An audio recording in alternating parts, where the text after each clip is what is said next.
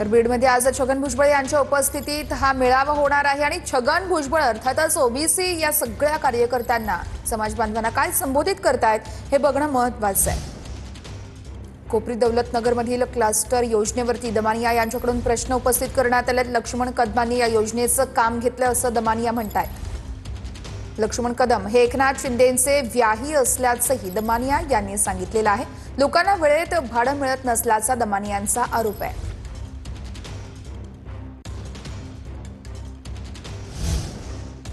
तर कोपरी दौलतनगरमधील क्लस्टर योजनेवरून आता दमानिया यांच्याकडून काही प्रश्न उपस्थित करण्यात आलेत। लक्ष्मण कदम यांनी या योजनेचं काम घेतल्याचं दमानिया म्हणत आहेत। लक्ष्मण कदम हे एकनाथ शिंदे यांचे व्याही आहेत असंही स्वतः दमानिया सांगतायत। लोकांना वेळेत भाडं मिळत नसल्याचा दमानिया यांनी आरोप केलाय।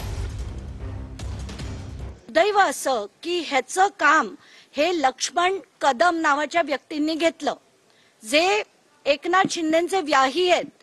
म्हणून मी एकनाथ शिंदेना एकदा नाही या विषयावर 3 वेळा भेटले, 2दा चर्चा केली, 2दा म्हणजे फोनवर चर्चा केली आणि आत्ताच्या घटकेला त्यांनी मला आश्वासन दिलंय की तो LOI रद्द करून ते दुसऱ्या डेव्हलपरला आणि ते पण शासना थ्रू ते देतील असं त्यांनी आता आश्वासन दिलंय आणि माझा विश्वास आहे की ते नक्की असं करतील।